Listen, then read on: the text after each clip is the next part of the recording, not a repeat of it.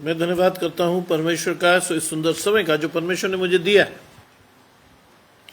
मैं विशेष धन्यवाद करता हूं प्रभु में मेरे भाई अनुपम डेविड, अपनी भाभी शबनम डेविड जी का, जिन्होंने मौका मुझे दिया कि मैं आपके समक्ष उपस्थित हो सकूं और हम सब परमेश्वर के वचन में चलकर कुछ सीखने वाले हों।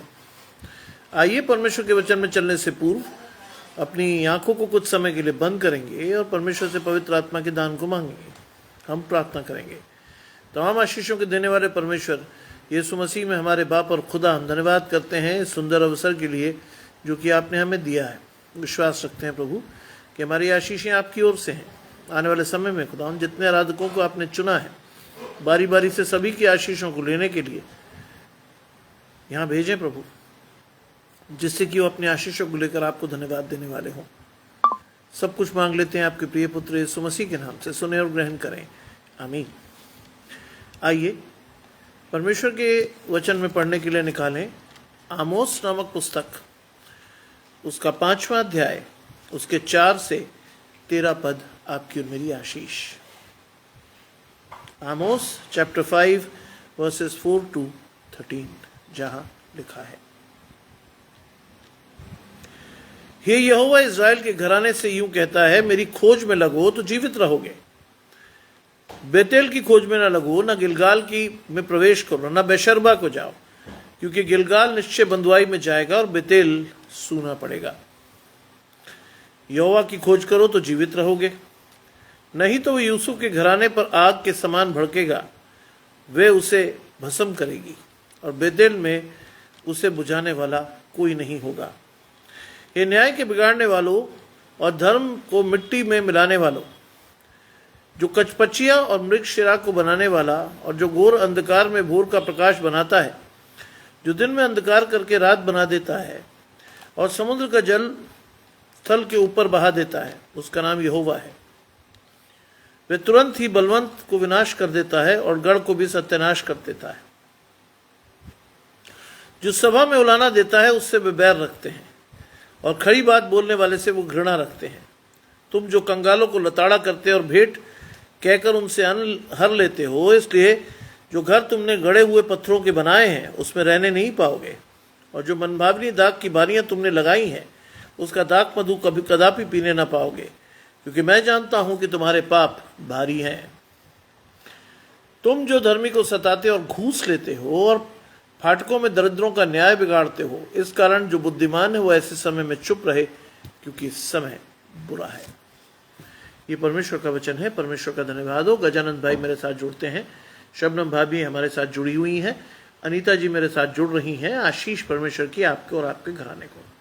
देखिए, आज हमने खजूरों का इतवार या पाम संडे मनाया और आज से दुख भोग सप्ताह की शुरुआत हुई, क्योंकि आप जानते हैं कि उस दौर में यीशु मसीह का यरूशलेम में प्रवेश और बड़ी भीड़ का उनके साथ चलना, क्योंकि उन्होंने लाजर को जीवित होते हुए देखा था। और ऐसे समय में याजकों का यीशु मसीह के विषय में षड्यंत्र का रचना आपको और मुझे दिखाएगा कि कैसे परमेश्वर की आशीष अपने लोगों पर गई, कैसे परमेश्वर की आशीष गई, क्योंकि एक फसह का पर्व मनाया जाने वाला था और लोग यरूशलेम में इकट्ठे थे। और यहां यीशु मसीह के प्रवेश को आपने देखा कि वो बहुत ही दीन होकर गधी और उसके बच्चे पर आया। और ये आशीष हमें दिखाती है दीनता के साथ बढ़ना। आमोस की पुस्तक, उसका 5वां अध्याय 4 से 13 पद आपकी और मेरी आशीष है। क्यों? समझेंगे आप। लिखा है, यहोवा इज़राइल के घराने से कहता है। यहोवा इज़राइल के घराने से कहता है। परमेश्वर इज़राइल के घराने को टारगेट कह रहा है। क्या कह रहा है? मेरी खोज में लगो। वास्तव में आज भी परमेश्वर की आशीष वही है। आज भी परमेश्वर इस बात को कहता है, मेरी खोज में लगो, क्योंकि दिन बुरे हैं, अवसर को बहुमूल्य जानो। वो कहता है मेरी खोज में लगो तो क्या होगा? जीवित रहोगे। मेरी खोज में रहो तो जीवित रहोगे। और कैसा जीवन परमेश्वर देगा? ये बाइबल में स्पष्ट है। परमेश्वर आपको और मुझे अधिकाई का जीवन देगा। परमेश्वर आपको और मुझे अनंत जीवन देगा। मैं और आप जब परमेश्वर के साथ चलते हैं, मैं और आप परमेश्वर की आशीष को लेकर बढ़ते हैं, तो हमारा नाम जीवन की पुस्तक में लिखा जाएगा और वो नाम कभी कटेगा नहीं। इसलिए वो कहता है मेरी खोज में रहो, जीवित रहोगे। और उसके बाद 5वीं आयत कहती है बेतेल की खोज में ना लगो, गिलगाल में न प्रवेश करो, न बेशर्बा को जाओ, क्योंकि गिलगाल निश्चय बंधुआई में जाएगा और बेतेल सूना पड़ जाएगा। जानते इस आशीष का अर्थ? यहोशू में जाइए, यहोशू में लिखता है कि इधर उधर मत ताक, मैं तेरा परमेश्वर हूं, मेरी तरफ देख। आज मैं और आप इधर उधर ताकते हैं। यहां बहुत स्पष्ट लिखा है बेतेल की खोज में ना जाओ, गिलगाल में ना प्रवेश करो, ना बेशर्बा को जाओ, क्योंकि गिलगाल बंधुआई में जाएगा। वास्तव में यहां पर मैं गिलगाल में प्रवेश करे हुए लोग हैं। हम आज भी शैतान की बंधुआई में हैं। हम आज भी शैतान के साथ चलने वाले लोग हैं जो परमेश्वर की आज्ञाओं को न मानते हैं, न सुनते हैं, न सीखते हैं, न चलते हैं। इसलिए यहोवा को यह कहना पड़ा मेरी खोज में लगो। That is why God ordered us कि मेरी खोज में लगो, क्योंकि हम गिलगाल में गए बंधुआई में। इजरायली भी बंधुआई में थे, मैं और आप भी बंधुआई में हैं। वो राजा की बंधुआई थे, मैं और आप शैतान की बंधुआई में हैं। वो आदत, मैं और आप आदतों की बंधुआई में थे, वो भी आदतों की बंधुआई में है। मैं और आप भी जिंदगी में कुछ नहीं सीख पाए। इजरायली भी हमेशा कुड़कुड़ाकर परमेश्वर की आशीषों को दरकिनार कर गए।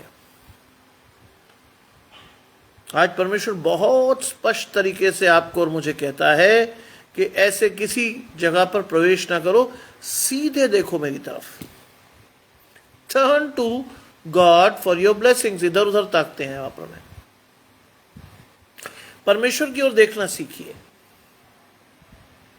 अगर आपको वास्तविक आशीष चाहिए, अगर आपको बंधुआई में जाकर आशीष लेनी है तो नहीं मिलेगी। आशीष तो दिखेगी आपको, क्योंकि आपका दर्शन स्पष्ट नहीं है। आशीष तो दिखेगी, मैं बता रहा हूं। कई लोग शैतान के हाथ में हाथ देने के बाद अपने आप को बड़ा आशीषित समझते हैं कि साहब पैसा भी बहुत आ गया, घर भी बड़ा बन गया, रिश्वत भी बहुत कमा ली। लेकिन जब आखिरी दौर में जाकर उन्हें समझ में आता है कि वो गलत जगह पर हाथ पकड़े थे, तब तक बहुत देर हो जाती है। तब तक चीजें इतनी खराब हो चुकी होती हैं आपके जीवन में कि वो चाहकर भी नहीं सुधरती। तब तक और बहुत स्पष्ट लिखा है कि गिलगाल निश्चय बंधुआई में जाएगा और बेतेल सूना पड़ा होगा। आज कई मसीहों के घर सूने हैं, परमेश्वर की आशीषों से रहित। क्यों? क्योंकि वो इधर उधर अब भी देख रहे हैं। अब भी उनकी आशीषें स्पष्ट नहीं है उनके जीवन में। अब भी वो नहीं जानते कि उन्हें कैसे कैसे बढ़ना है। आप और मैं वास्तव में वो लोग हैं जो परमेश्वर की आशीषों को न देख पाते हैं, न सीख पाते हैं, न समझ पाते हैं, न चल पाते हैं, और उसके बावजूद भी हम बड़े धन्यवाद से कहते हैं हम मसीही हैं, परमेश्वर के अभिषिक्त लोग। अरे अभिषेक तो आपने लिया ही कहां? अभिषेक तक आप और मैं बढ़े कहां? हमारी इधर उधर देखने की आदत नहीं बदली है। उपवास काल के इन अंतिम दिनों में इस आदत को बदलिए। विश्वास के साथ अपनी आशीषों को लेना सीखिए। लिखा है यहोवा की खोज में रहो तो जीवित रहोगे। आप जानते हैं यहोवा की खोज की सबसे बड़ी आशीष क्या है? बिल्कुल सही बात है। मैं जगत की ज्योति बनकर आया, जो कोई मुझ पर विश्वास करेगा वो अंधकार में नहीं रहेगा। बिल्कुल सही बात है। आप उस जगत की ज्योति को नकार रहे हैं, किसके लिए? अंधकार के लिए। हमें बड़ा खुशी मिलती है कि मैं और आप गलत काम बड़ी शिद्दत और बड़ी लालसा से करते हैं। बाइबल में लिखा, तुम सुन्न होकर पाप करते हो, तुम्हें नहीं मालूम क्या करना क्या नहीं करना है, तुम सुन्न होकर पाप करते हो। आज इस आशीष को लेना सीखिए, विश्वास के साथ बढ़ना सीखिए, परमेश्वर के साथ अपनी आशीषों को बढ़ाइए। कहिए परमेश्वर से कि प्रभु मेरी आशीष मुझे दे। वो कहता है, यहोवा की योगेश भाई जुड़ते हैं, आशीष परमेश्वर की आपके और आपके घराने को। आमोस की पुस्तक 5वां अध्याय 4 से 13 पद, आपकी और मेरी आशीष आज की। वो कहता है, यहोवा की खोज में रहो तो जीवित रहोगे। अनंत जीवन की आशीष है। आप और मैं सांस चलने को जीवन कहते हैं, यह आशीष नहीं है। अगर वास्तव में आपको आशीष चाहिए तो परमेश्वर की ओर देखकर अपनी आशीष को मांगिए, क्योंकि बाइबल कहती है, जिन्होंने परमेश्वर की ओर देखा उनका मुंह परमेश्वर ने कभी काला नहीं होने दिया। पाम संडे में वास्तव में ये रियलाइजेशन है, यीशु मसीह का यरूशलेम में प्रवेश, यानी उस महान योजना की तैयारी जिसमें यीशु मसीह को क्रूस पर चढ़ना था, उस महान योजना की तैयारी जिसमें यीशु मसीह को 3 दिन कब्र में रहना था, उस महान योजना की तैयारी जिसमें पुनरुत्थान की आशीष मुझे और आपको मिलनी थी। उस महान योजना की तैयारी शुरू हुई आज से, खजूरों का इतवार, पाम संडे। वो लिखा है कि यहोवा की खोज में रहो तो जीवित रहोगे, नहीं तो यूसुफ के घराने पर आग के समान भड़केगा और वो उसे भस्म करेगी। आप कितने भी अच्छे घराने से आते हो, यूसुफ के घराने से भी आते हो, लेकिन अगर परमेश्वर की खोज नहीं कर रहे हो तो आप ऑब्वियसली शैतान को खोज रहे हो। और अगर आप और मैं शैतान को खोज रहे हैं तो क्या होगा? परमेश्वर का कोप आपके ऊपर भटकेगा और वो आपको भस्म कर देगा। लिखा है, बेतेल में उसका बुझाने वाला कोई नहीं होगा। जब परमेश्वर का कोप भड़कता है ना, सामना कोई नहीं कर सकता। प्रकृति भी परमेश्वर का नियम मानती है, उसके अनुसार चलती है। फिर आपको याद रखना पड़ेगा, 10 जनवरी 2025 लॉस एंजलिस का नाश आग से हुआ। परमेश्वर ने भस्म किया, कोई बुझा नहीं पाया। अमेरिका इतना एडवांस कंट्री है, वहां हर तरह की सुविधाएं हैं। हिंदुस्तान की बात करें तो 50 वर्ष आगे हैं हमसे वो, लेकिन आग को वो भी नहीं बुझा पाए। क्यों? परमेश्वर की ओर से थी। हे न्याय के बिगाड़ने वालों और धर्म को मिट्टी में मिलाने वालों, आप और मैं उनके साथ खड़े होते हैं, हम उनके संगी हैं, क्योंकि वो लोग प्रभावशाली हैं। आज आप देखेंगे कि हिंदुस्तान में भी न्याय की सिचुएशन, नितिका जी जुड़ती हैं, आशीष परमेश्वर की आपके और आपके घराने को। आज आप और मैं हिंदुस्तान की स्थिति देखें तो हमारे यहां भी न्याय मुंह देखा किया जाता है। कैसे? आप जब तह में जाएंगे तो आप क्या पाएंगे? गरीब आदमी बेचारा पिस जाता है, वकीलों के चक्कर लगाता है, न्यायालय के चक्कर लगाता है, घर बिक जाता है, खेत बिक जाते हैं, जमीन बिक जाती है, सब कुछ चला जाता है, न्याय नहीं मिलता।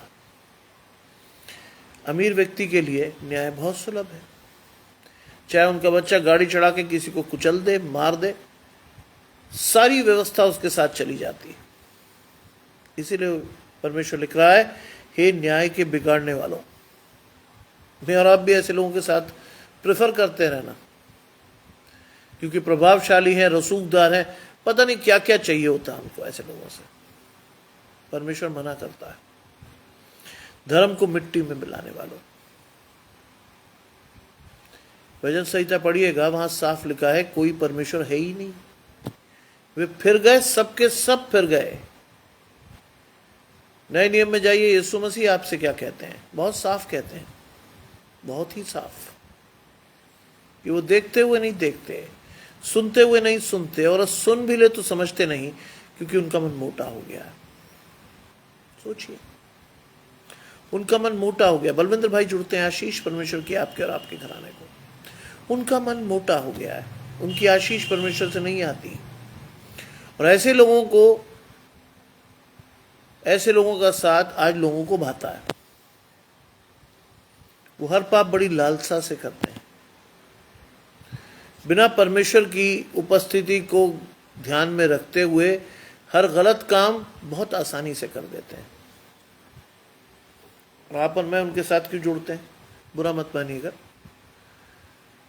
हमें ऐसे लोगों की चमचागिरी करने में बहुत अच्छा लगता है, आनंदित होते हैं, पता नहीं क्या मिल जाएगा। मैं कई लोगों को जानता हूं, नेताओं की चमचागिरी करते हैं। मसीही लोगों की बात हो रही है। नताशा जी जुड़ती हैं, आशीष परमेश्वर की आपके और आपके घराने को। मैं कई मसीही लोगों को जानता हूं जो नेताओं की चमचागिरी करते हैं। क्यों? मेरे बच्चे को कुछ मिल जाए, मेरी बिटिया को कुछ मिल जाए, मेरे घराने की आशीष आ जाए। वो लोग परमेश्वर की ओर नहीं देखते। परमेश्वर पर भरोसा ही कहाँ है हमारा? परमेश्वर की आशीष हमारे जीवन में रहती कहाँ है? धीरज कहाँ है हमारे जीवन में? संयम तो है ही नहीं। इसीलिए यहां लिखता है कि न्याय के बिगाड़ने वालों, धर्म को मिट्टी में मिलाने वालों, जो कचपचिया और मृगशिरा का बनाने वाला है और घोर अंधकार को भोर के प्रकाश बनाता है, जो दिन को अंधकार करके रात बना देता है। परमेश्वर की महानता है ये। आप 8वीं आयत को पढ़ेंगे। God can change any situation any time provided you believe in God. परमेश्वर कोई भी स्थिति कभी भी परिवर्तित कर सकता है। आप अगर भरोसा करते नहीं, आप अगर परमेश्वर के साथ चलते नहीं, अगर आपकी आशीष परमेश्वर से है नहीं, तो आप इस चीज को कभी अनुभव नहीं कर पाओगे। लेकिन वहीं दूसरी ओर अगर आप परमेश्वर के साथ चलते हो, धीरज से अपनी आशीषों को लेते हो, धन्यवाद के साथ अपने जीवन में रोज खड़े होते हो परमेश्वर के पास, तो ये 8वीं आयत आपकी आशीष है। हर चीज, जानवर से लेकर एक छोटी मक्खी तक भी परमेश्वर ने बनाई। लेकिन ये बात समझने की है, वो सारी चीजें बनी by the word of mouth. वो सारी चीजें बनी परमेश्वर के शब्द से। लेकिन मनुष्य परमेश्वर के शब्द से नहीं बना। मनुष्य को परमेश्वर ने बकायदा एक मिट्टी का पुतला बनाकर अपने श्वास दिए हैं, अपनी आत्मा दी है। अपनी आत्मा दी है परमेश्वर ने। धन्यवाद मधु जी, आप मेरे लिए बहुत बड़ी प्रेरणा का स्रोत हैं। आपसे मैंने वो आशीष पाई जो शायद मैं किसी से भी नहीं पा सकता था। आपसे मैंने वो चीज सीखी कि कैसे अपने बच्चे की जीवन को आपने परमेश्वर से लिया। ये बहुत कम लोग कर सकते हैं। जिसका अटूट विश्वास परमेश्वर में हो वही कर सकता है। यह आशीष है। लिखा है कि वो घोर अंधकार को भोर का प्रकाश बनाता है। परमेश्वर चेंज कर सकता है आपकी सिचुएशन। धीरज से यहोवा की बाट जोहिए, खड़े रहिए परमेश्वर के पास। हाँ जी, ये सारी चीजें आप भाई, शैतान को इस संसार का राजकुमार कहते हैं आप और मैं। हम उसी दुनिया में तो रह रहे हैं, उसी दुनिया में रह रहे हैं हम भाई। और वहां लिखा है, मैं तुम्हें क्या करता हूं, भेड़ की नाई भेड़ियों के बीच में बैठा है। हम कोई भी हमारा शिकार कर सकता है कहीं से भी, लेकिन परमेश्वर का हाथ ना हो आप और मैं तो कब के समाप्त हो जाए, कब के। लिखा है वो घोर अंधकार को भोर का प्रकाश बनाता है और दिन को अंधकार करके रात भी बना सकता है। God can change your situation. अगर आप परमेश्वर के साथ हैं तो आपके लिए आशीष होगी, भोर का प्रकाश होगा। लेकिन अगर आपकी आशीष नहीं है तो भोर का प्रकाश भी आपको अंधियारा जैसे दिखेगा। लिखा है। और समुद्र का जल स्थल के ऊपर बहा देता है।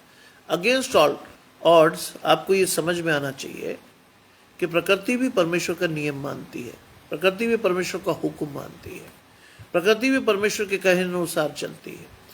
समुद्र का जल स्थल पर बहाने का मतलब है परमेश्वर प्रकृति के नियमों को उलट सकता है। और जानते हैं आपने, उसने उल्टा भी था। लाल समुद्र को दो भाग करना किसी व्यक्ति की आशीष तो थी नहीं, है ना। लाल समुद्र को दो हिस्सों में बांटकर बीच के स्थल को सुखाकर लोगों को बढ़ने की आशीष देने का काम परमेश्वर ने किया था। ये व्यक्ति तो कर ही नहीं सकता, आज तक नहीं कर पाया। साइंस कहां से कहां पहुंच गई है, तो भी क्या हम समुद्र को रोक सकते हैं? नहीं।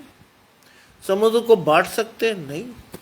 समुद्र के वो स्थल मार्ग में परिवर्तित कर सकते? नहीं, नहीं कर सकते। परमेश्वर कर सकता है। आज मुंबई में बहुत सारी टनल्स बन गई हैं समुद्र के नीचे, ठीक है, साइंस का मार्वल है। लेकिन अगर आप लाल समुद्र को दो हिस्सों में बंटते हुए देखें, वहां ना कोई टनल थी ना कुछ था, जमीन सूख गई थी, इजरायली पार उतर गए थे। और उसके बाद जैसी मिस्रियों की सेना ने प्रवेश किया, समुद्र एक सा हो गया। यह आशीष है। इसीलिए लिखा है, घोर अंधकार को प्रकाश बनाता है। किसके लिए? इजरायलियों के लिए। और मिस्रियों के लिए क्या किया? दिन के अंधकार को रात बना दी। God can change any situation any time. परमेश्वर किसी भी स्थिति को कभी भी कहीं से भी बदल सकता है। विश्वास तो कीजिए। उसका नाम यहोवा है। आई एम योर गॉड, मैं तुम्हारा परमेश्वर हूं। उसका नाम यहोवा है। बाइबल कहती है वो तुरंत ही बलवंत का विनाश करता है और गढ़ को भी सत्यानाश कर देता है। आप और मैं अपनी शक्ति, बल, पैसा, रसूख, पता नहीं किस किस पे भरोसा करते हैं। बहुत साफ लिखा है कि वो बलवंत का विनाश कर देता है। बलवंत का विनाश बहुत आराम से, पता भी नहीं चलता कि व्यक्ति कल तक तो था, आज नहीं है। कल तक तो हम उससे बात कर रहे थे, आज वो नहीं है। क्यों? निश्चय वो उन्हें फिसलने स्थानों पर रखता है कि गिराकर सत्यानाश कर दे। उसका स्थान ढूंढने पर भी उसे दोबारा नहीं पाएगा। दैट इज द ब्लेसिंग जो परमेश्वर आपको और मुझे देता है। आप और मैं आज सुरक्षित हैं तो केवल परमेश्वर की ओर से ही है। ना तो कोई रसूख काम आएगा, ना पैसा, ना ही ऐसी कोई चीज जिस पर आप भरोसा करते हो। एंड टाइम पे वो सभी चीजें धोखा दे जाएंगी, लेकिन परमेश्वर ना कभी त्यागता है ना छोड़ता है। परमेश्वर का हाथ हमेशा आपके और मेरे जीवन पर रहता है। विश्वास से चलिए। ध्यान रखिएगा, उपवास काल में जब आप और मैं इन आशीषों को खोजने बाइबल में जाएंगे तो आप क्या सोचते हो शैतान आपसे पीछे हट जाएगा? नहीं। आप पढ़िए कि यीशु मसीह की परीक्षा हुई तो उसके अंत में क्या लिखा है? हे शैतान दूर हो। ठीक है, ध्यान से पढ़िए उसके बाद क्या लिखा है। शैतान कुछ समय के लिए यीशु मसीह को छोड़कर चला गया। कुछ समय के लिए, हमेशा के लिए नहीं। हमेशा के लिए नहीं गया वो। आज शैतान हैंड इन हैंड खड़ा है आपके पास, आप महसूस भी नहीं कर पाओगे। आपके घर के द्वार के बाहर शैतान आराम से बैठा होगा ये देखने के लिए कहाँ आप और मैं स्किप करते हैं, कहाँ स्लिप होते हैं, कहाँ उसकी एंट्री हो सकती है। ध्यान रखिएगा। बड़े चौकसी से परमेश्वर के वचनों को पढ़कर आशीष लेना सीखिए। शैतान बहुत प्यार से आपकी और मेरी आशीषें छीन सकता है, बहुत ही प्यार से। आप जोर लगा लें, नहीं मिलेगी। और कई लोग ऐसा महसूस करते हैं, कई लोगों ने महसूस किया कि शैतान उनके जीवन में है। मेरे और आपके भी है। अगर आप जरा भी गलती करेंगे शैतान आपके जीवन से आपकी आशीषें उठाएगा, जरा भी गलती करेंगे। लिखा है वो तुरंत ही बलवंत का विनाश कर देता है। बलवंत जिसे लगता है ना आप और मैं कि इसका कुछ नहीं हो सकता, वो भी समाप्त हो जाता है। गढ़ का सत्यानाश कर देता है। आशीष है आपकी मितिका जी, आपकी आशीष है, क्योंकि यही समय है परमेश्वर के साथ अधिकाई से बढ़ने का। यही समय है परमेश्वर के पवित्र आत्मा को महसूस करने का। यही समय है आपकी आशीष परमेश्वर से लेकर चलने का। यही समय है आपके घराने को परमेश्वर की आशीष को पाने के लिए खड़ा होना। हमेशा ध्यान रखिएगा, उपवास काल में आपकी आशीषें इंडिविजुअल नहीं है। उपवास काल में आपकी आशीषें इंडिविजुअल नहीं है। It is for your generation, it is for your family, it is for your larger family. अपने घराने की आशीष मांगिए। कल इस समय मैं लौट रहा हूंगा, कल एक जगह मुझे चर्च लेने जाना है, आगरा के पास शिकोहाबाद मोर मेमोरियल चर्च। कल शाम की पहली इबादत यानी होली वीक की फर्स्ट जो सर्विस है, आई हैव टू टेक, क्योंकि वहां पास्टर साहब का ट्रांसफर हो गया है और उन्हें कोई नहीं मिला। एंड दे रिक्वेस्टेड मी, क्या आप ले सकते हैं सर?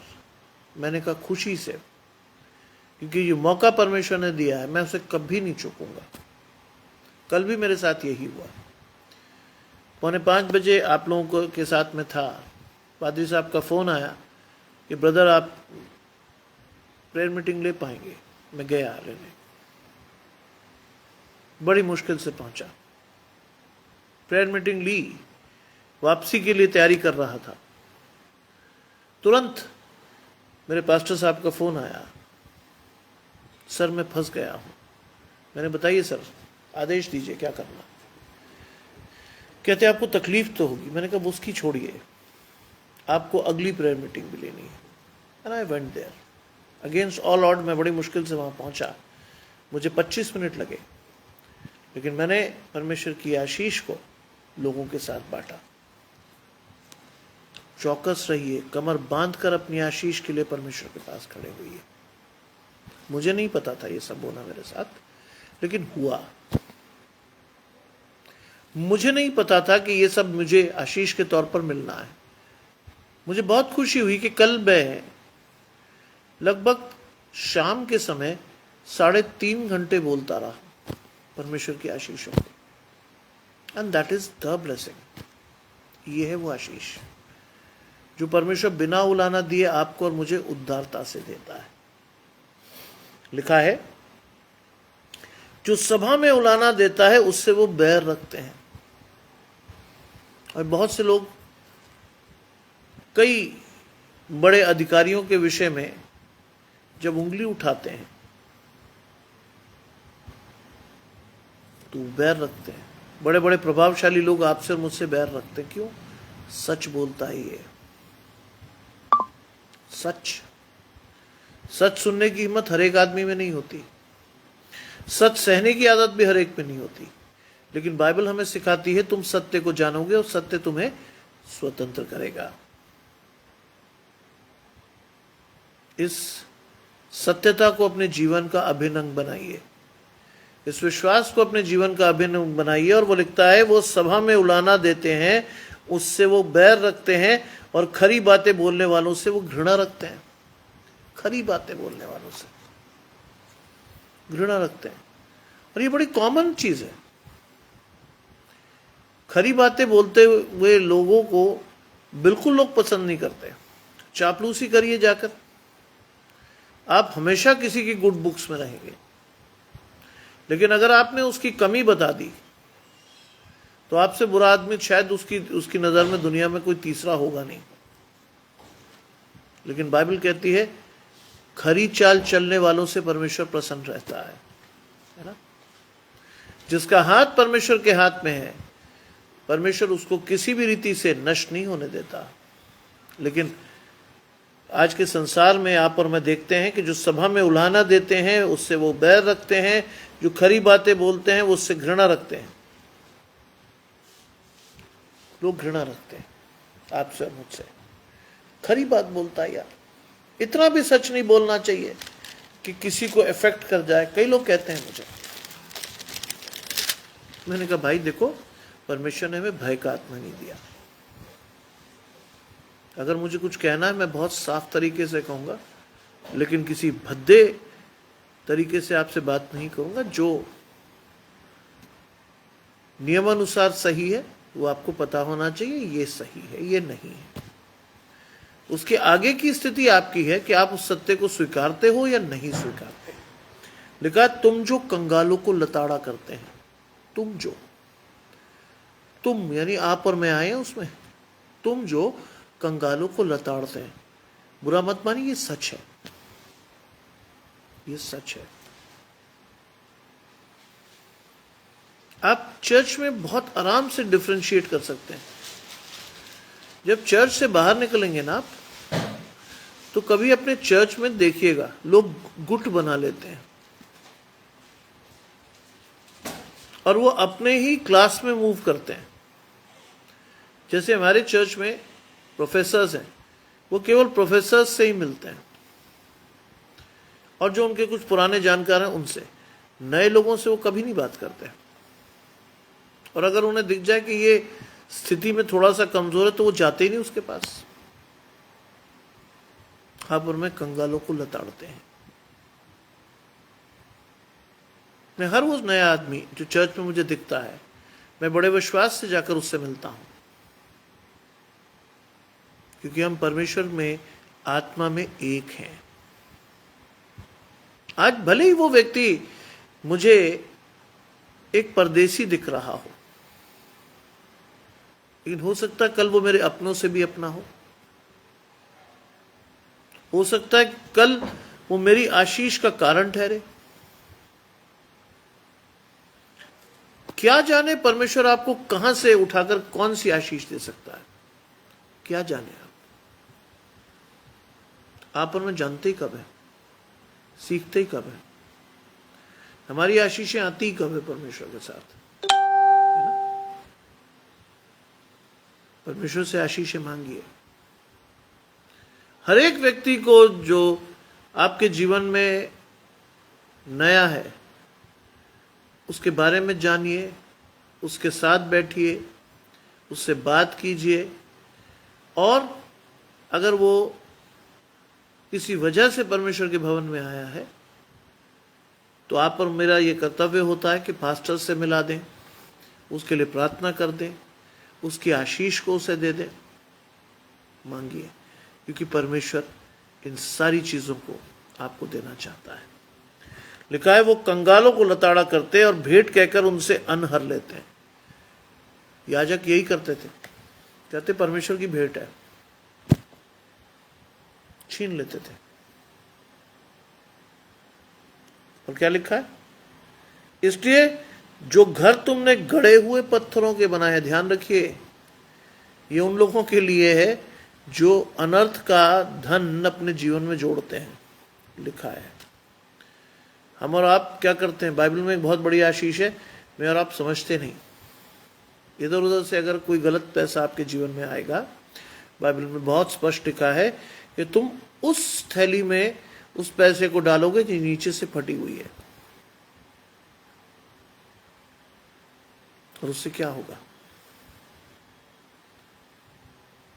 आपके पास कोई आशीष तो रहेगी नहीं। आप जिस पैसे को सोच रहे हो अपना, वो तो आपका है ही नहीं, वो तो जाएगा ही जाएगा।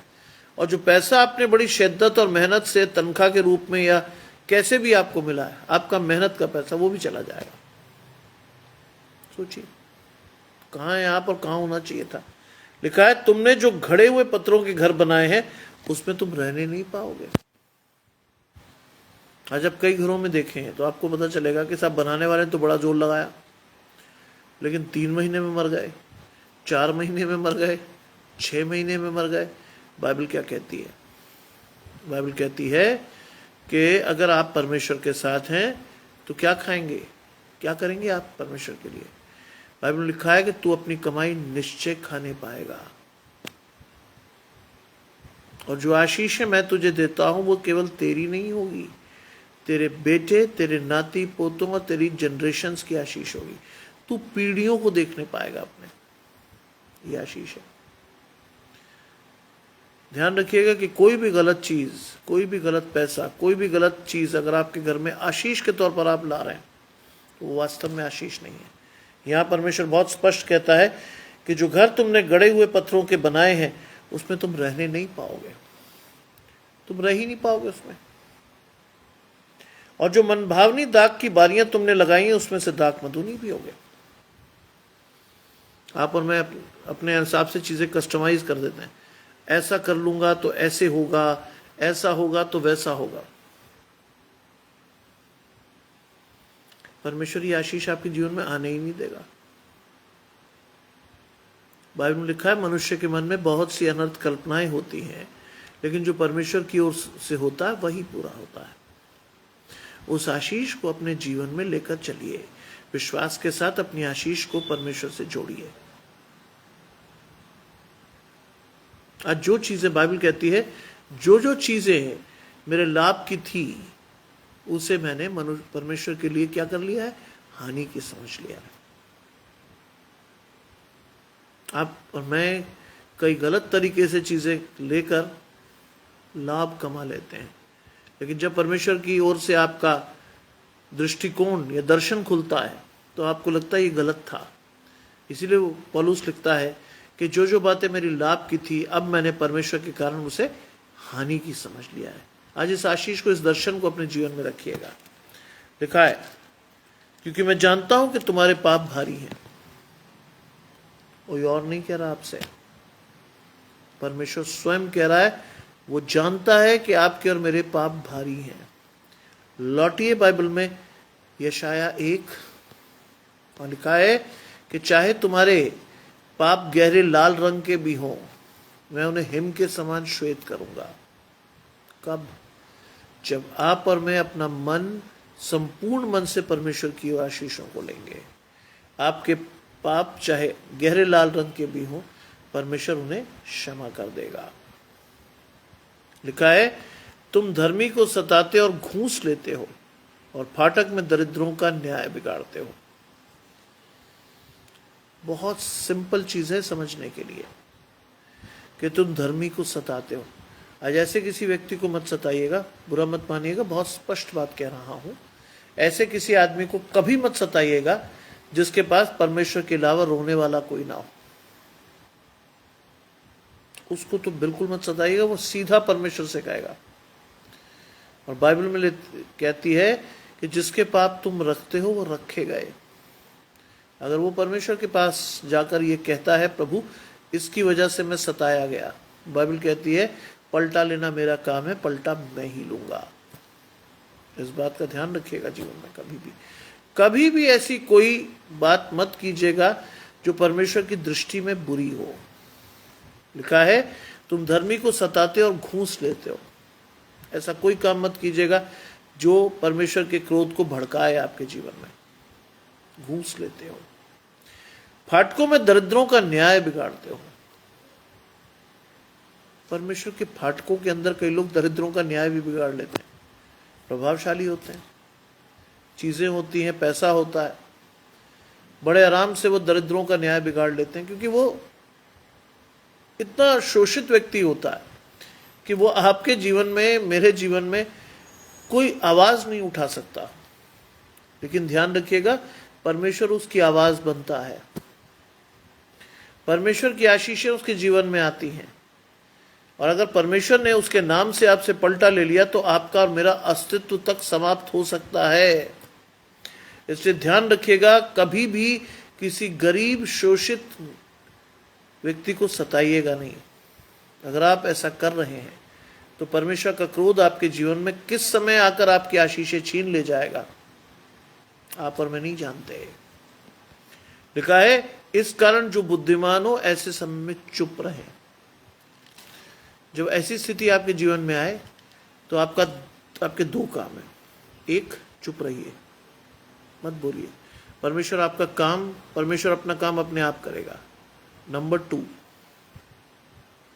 प्रार्थना करिए सिचुएशन को बदलने के लिए। चुप रहिए, क्योंकि बाइबल में बहुत स्पष्ट लिखा है कि परमेश्वर की आशीषों को जानने के लिए क्या होना चाहिए?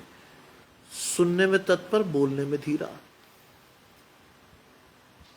सुनिए परमेश्वर आपसे क्या कह रहा है। पूरे संसार में सबसे बड़ी विडंबना है कि हम परमेश्वर को पुकारते हैं, ठीक है, लेकिन परमेश्वर प्रत्युत्तर में आपको और मुझे क्या सुना रहा है, ये मेरे और आपके कान नहीं सुनते। पुकारते तो हैं, परमेश्वर सुनता भी है, ये भी बात सही है, लेकिन प्रत्युत्तर में परमेश्वर आपकी और मेरी आशीषों को कैसे दे रहा है, ये हमें नहीं पता। You should turn to God for your blessings. अपने जीवन में परमेश्वर की आशीषों को लेना सीखिए। लिखा है, जो बुद्धिमान हो वो ऐसे समय में चुप रहे, क्योंकि समय बुरा है। आमोस की पुस्तक 5वां अध्याय 4 से 13 पद आपकी आशीष। 13वां पद कहता है, इस कारण जो बुद्धिमान हो वो ऐसे समय में चुप रहे, क्योंकि समय बुरा है। समय बुरा है। ताराचंद भाई मेरे साथ जुड़ रहे हैं। आशीष परमेश्वर की आपके और आपके घराने को। समय बुरा है। पाम संडे में आपने और मैंने प्रवेश किया। यीशु मसीह ने उस महान योजना के तहत प्रवेश किया, अपनी आशीषों को आपको दिखाने के लिए प्रवेश किया। इस दुख भोग सप्ताह में यीशु मसीह बारी बारी से अपने आप को आपके सामने प्रकट करेगा, आपकी आशीषों को दिखाएगा, आपको विश्वास से बढ़ाने का प्रयास करेगा। लेकिन मैं और आप अगर परमेश्वर का हाथ पकड़े ही नहीं है, बहुत सिंपल सी बात कह रहा हूं मैं आपसे, क्योंकि चुनाव आपकी दृष्टि में है, आपको चुनना है। अगर आपने परमेश्वर का हाथ पकड़ा ही नहीं है, तो ये दुख भोग सप्ताह आपके लिए वास्तव में एक क्या होगा? परंपरा। आप और मैं सिर ढांक कर चर्च जाएंगे, आप और मैं अपने विश्वास से वचन सुनेंगे, लेकिन वो आपके चित्त पर नहीं चढ़ेगा, क्योंकि आपने परमेश्वर को चुना ही नहीं। आप सुनकर चले आएंगे, कहेंगे बहुत बढ़िया वचन था, लेकिन अगर आपका दर्शन स्पष्ट नहीं है तो आपके जीवन में वो वचन टिकेगा ही नहीं, शैतान उसे उठाकर फेंक देगा। आज इस दुख भोग सप्ताह में कल से जब हम प्रवेश करेंगे, तो अपने आप को परमेश्वर से जोड़िए, अपने दर्शन को स्पष्ट करने के लिए प्रार्थना कीजिए, अपने मन को फिराकर परमेश्वर की पवित्र आत्मा से जोड़िए। आपकी आशीषें परमेश्वर से हैं। बार बार मैं आपसे ये कहूं कि अवसर को बहुमूल्य जानिए। दिन बुरे हैं, वास्तव में दिन बुरे हैं।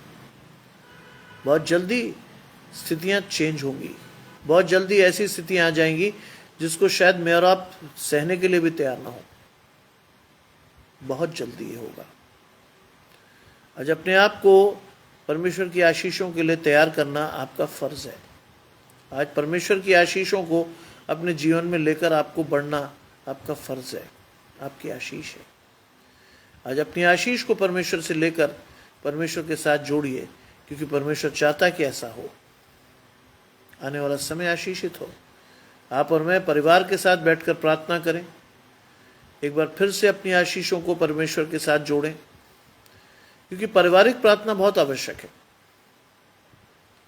क्योंकि शैतान ने जैसे हवा को फुसला लिया था, वैसे ही हमारे घर में कोई भी ऐसा व्यक्ति हो सकता है जिसे शैतान फुसला ले, जिसका दर्शन शून्य हो जाए, जो इसकी साइट या आत्मिक दर्शन परमेश्वर की ओर से जीरो हो जाए। फिर वो शैतान की बोली बोलेगा, शैतान के साथ चलेगा, शैतान के आशीष को आपके जीवन में दिखाएगा। आज आपको देखना है व्हाट शुड बी योर।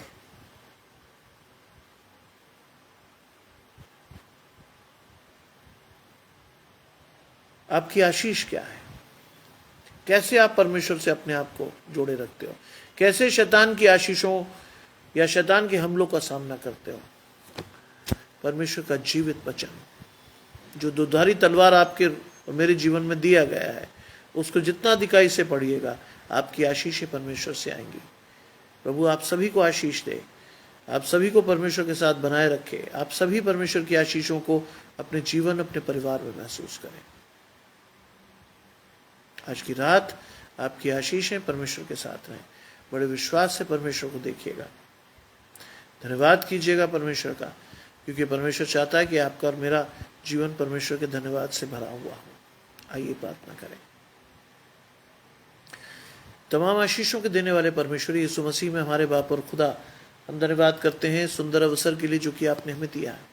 धन्यवाद करता हूँ प्रभु कि आने वाले समय में प्रभु हमारी आशीषों को आपके साथ बनाए रखें। प्रभु न हो कि शैतान हमारे आशीषों को हमारे जीवन से अलग कर दे। विश्वास से हम अपनी आशीषों को देखें, धन्यवाद से हम अपनी आशीषों के साथ बढ़ने वाले हों। सब कुछ मांग लेते हैं आपके प्रिय पुत्र यीशु मसीह के नाम से, सुने और ग्रहण करें, आमीन। आप सभी को परमेश्वर संभाले, आप सभी की आशीषें परमेश्वर से हो। कल सुबह ठीक 8 बजे हम अपनी आशीषों को एक बार फिर से जोड़ने के लिए परमेश्वर से मिलेंगे। ठीक 8 बजे फैमिली ऑफ क्राइस्ट मिनिस्ट्री में आपका और मेरा परमेश्वर के साथ एक बार फिर से हम परमेश्वर के साथ मिलकर अपनी आशीषें ढूंढेंगे। प्रभु आप सभी को अधिकाई से आशीष दे। प्रभु आप सभी को आपके घराने समेत आशीष दे। हर एक तकलीफ, हर एक परेशानी प्रभु पर डालना सीखे, क्योंकि बाइबल कहती है, ये परिश्रम और बोझ से दबे हुए लोगों, मेरे पास आओ, मैं तुम्हें विश्राम दूंगा। मुझसे सीखो, मेरा जुआ सहज और मेरा बोझ हल्का है। इस आशीष को लेकर अपने जीवन में बढ़िए। प्रभु की आशीष आप सभी के साथ हो। आप सभी को शुभ रात्रि और आप सभी को जय मसीह की।